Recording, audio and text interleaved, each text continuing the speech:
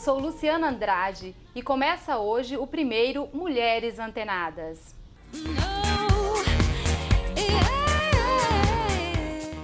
E agora você vai ficar sabendo o que esperar do Mulheres Antenadas. Boa tarde! Eu sou Tatiana Soares e apresento a vocês o Mulheres Antenadas. Um programa bem dinâmico, jovem, bem feminino, para você, mulher moderna. Tudo aqui foi pensado com o maior carinho, para você ficar ligada em tudo que acontece. Você, mulher moderna, que trabalha, estuda, cuida de filho, marido, e aí tem que arrumar um tempinho para poder ficar com a gente nas tardes de sextas. É com você. E no programa de hoje, vamos falar sobre a vida profissional da mulher moderna. Abordar esse tema, o mercado de trabalho. Mas antes, só para lembrar, quero convidar você a fazer parte das nossas redes sociais. Estamos no Facebook, Mulheres Antenadas, e também no perfil do Twitter, Antenadas na TV. O nosso programa está sendo transmitido pela TwitchCam.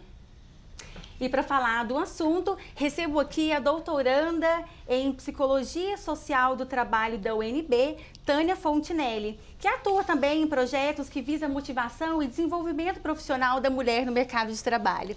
Boa tarde, Tânia. Boa tarde. É um prazer muito grande estar aqui com vocês nesse primeiro programa das Mulheres Antenadas e a gente poder conversar um pouco sobre a ascensão que as mulheres estão tendo no mercado de trabalho, né, nos últimos 50 anos. Agradeço muito o convite e desejo muita sorte aí para as Mulheres Antenadas. Obrigada. Boa tarde, Tânia. Nós que agradecemos a sua presença, por estar aqui hoje com a gente na estreia do nosso Mulheres Antenadas. E para começar, Tânia, explica para quem está em casa, né, como que se deu essa evolução da mulher no mercado de trabalho? Que fator ou que fatores você acha que contribuiu para isso? Bom, é uma pergunta muito boa essa e assim, eu trago no meu livro Mulheres no Topo de Carreira, que é esse livro aqui que eu trouxe para conversar com vocês, que é uma pesquisa que a gente fez com as mulheres no topo de carreira no governo federal, que a gente começou a estudar por que haviam tão poucas mulheres no topo de carreira. Mas, de toda forma, a gente percebe que há uma evolução nos últimos 50 anos muito forte da inserção das mulheres no mercado de trabalho e isso tem várias questões que são apontadas. Teoricamente, a gente vê que uma das questões que favoreceu muito a entrada das mulheres no mercado de trabalho foi o aumento da escolaridade das mulheres, a questão dos controles também pela pílula anticoncepcional e pelos movimentos feministas, as mulheres foram podendo ter mais controle da concepção, né, da maternidade, e, portanto, ela poderia ter um controle mais dos seus horários. E também uma questão mais econômica, que é a questão do mercado de trabalho, que começou a abrir espaço mais para as mulheres e até um nível de informalidade maior. Então, as mulheres com um mercado um pouco mais precarizado, que na verdade não é uma grande vantagem para as mulheres, elas conseguir entrar no mercado mais facilmente do que os homens.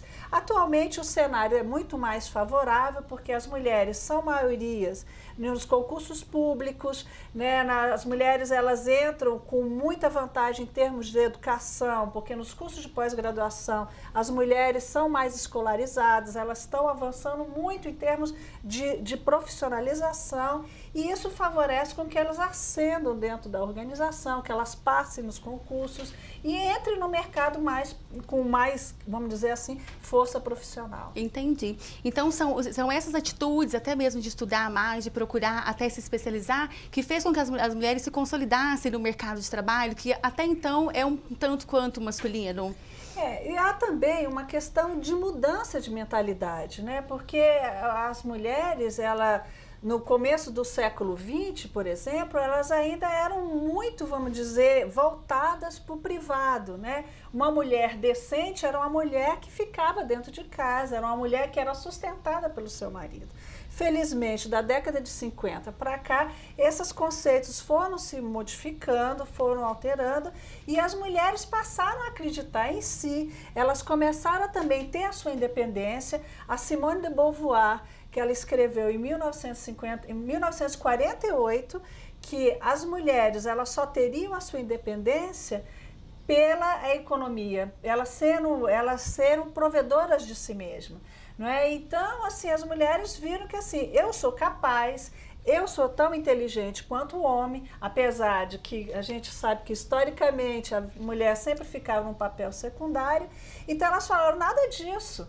Nós queremos igualdade, nós queremos ter mesmos salários, que isso continua assim, uma luta de ter mesmos salários para mesmos cargos, e as mulheres passaram a acreditar em si mesmo e avançar. Então, hoje em dia, isso é uma coisa muito mais naturalizada, embora em alguns cantões do nosso país a gente ainda vê que as mulheres ainda sofrem violência, têm muitas dificuldades, mas eu vejo que o cenário é muito mais positivo do que negativo. Falando então de cenário, Tânia, a gente sabe que hoje o mercado de trabalho está mudando, que a mulher está conseguindo ocupar mais cargos de chefia, mas o que, na sua opinião, o que falta para a mulher realmente conseguir isso hoje, ser consolidado no mercado?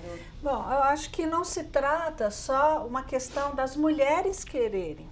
Né? Não fala assim, não, isso é uma questão só das mulheres. Eu acho que tem também que ter políticas públicas.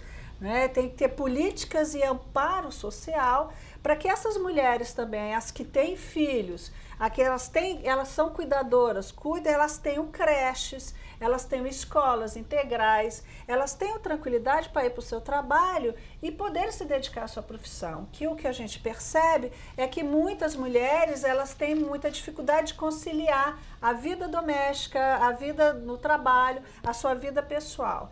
Então, assim, já está havendo dentro do governo programas de equidade de gênero para que as empresas comecem a discutir dentro dos seus núcleos organizacionais o quanto é válido ter homens e mulheres em posição de igualdade. Então, quanto mais houver uma discussão em termos de políticas públicas, de incentivo, isso, a Secretaria de Políticas das Mulheres tem um papel predominante nisso. A questão do próprio, atualmente, a gente ter como presidente a Dilma, né? Então, e por parte da presidente está havendo muito interesse em colocar as mulheres em postos de poder. Você acha que isso pode, as mulheres começam a ganhar uma maior visibilidade e respeito? Ah, com certeza, não só tem a questão simbólica, mas essas mulheres, elas estão ali, elas começam a se preocupar com temas que diz mais perto as mulheres. Então, é um conjunto de ações. Eu acho que homens e mulheres devem começar a se questionar como é que estão os papéis, por que só as mulheres têm que cuidar dos filhos. Então, tem a ver essa troca de homens e mulheres. A gente, nas escolas de administração pública, no Canadá, nos Estados Unidos, já está havendo um termo que fala androgenia no poder. O que é androgenia no poder? É esse mix do masculino e do feminino. As mulheres deixarem de ter aquelas características que serem femininas, que as mulheres têm que ser fraquinhas, só cuidarem das flores, né, e só cuidar do bolo de aniversário, e os homens serem fortes, autoritários. Então, ter esse híbrido, que na verdade as organizações estão precisando de pessoas equilibradas, pessoas que na hora que precisar dizer não, elas vão dizer não, na hora que elas puderem ser flexíveis, elas vão ser flexíveis.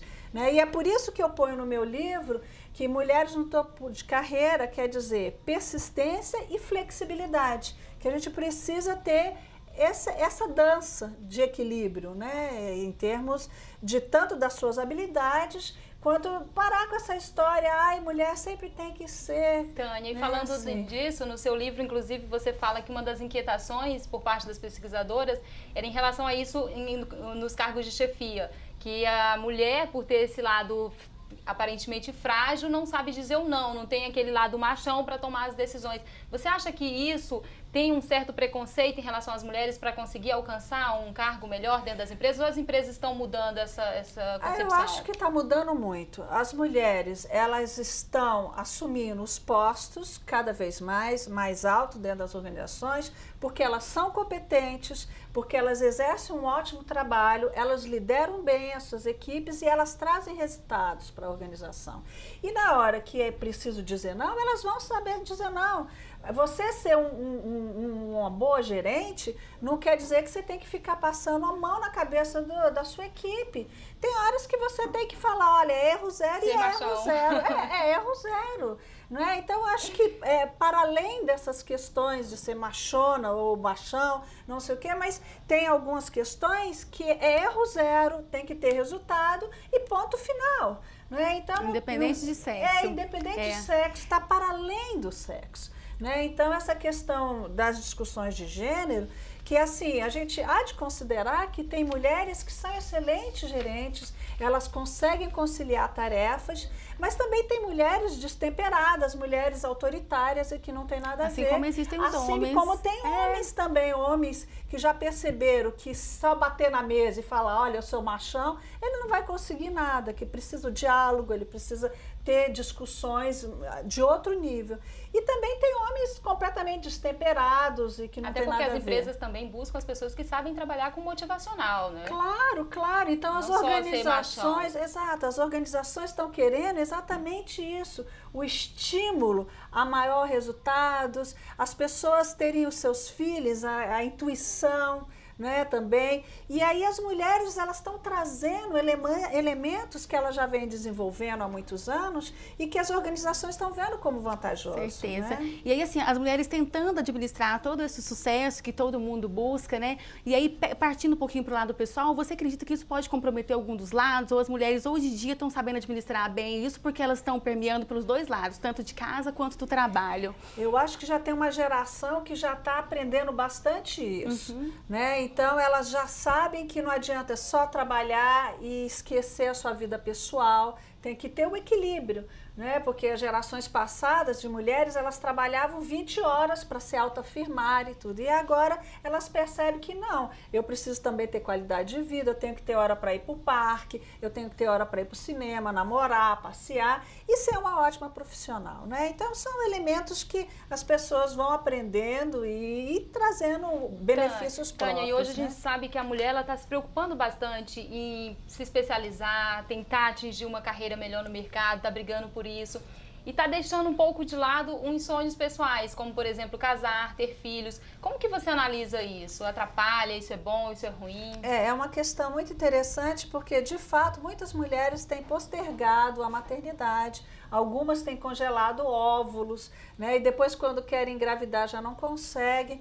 Então eu acho que tem que ter essa questão do equilíbrio que nós já estávamos falando, né? Que tudo tem o seu tempo, né? Dentro da medida do possível, ter mais flexibilidade dentro das organizações, por part-time, que tem uma faixa que você pode ter filhos, depois fica um pouco mais complicado. Então, eu acho que não é só se sacrificar em prol da carreira, você ter as suas opções, tem um equilíbrio, né? É, porque com certeza, as mulheres, por exemplo, que estão em casa, elas ficam pensando, mas aí a gente fica procurando sempre o sucesso, vamos buscar alguma coisa, vamos trabalhar fora, e aí eu pergunto para você, recentemente eu li uma pesquisa nos Estados Unidos, que as mulheres estão fazendo o caminho contrário, elas estão, depois que atingiram o topo de carreira, que consolidaram no mercado, adquiriram uma certa estabilidade financeira, elas já estão voltando, né? Agora estão voltando para casa para poder cuidar dos seus filhos.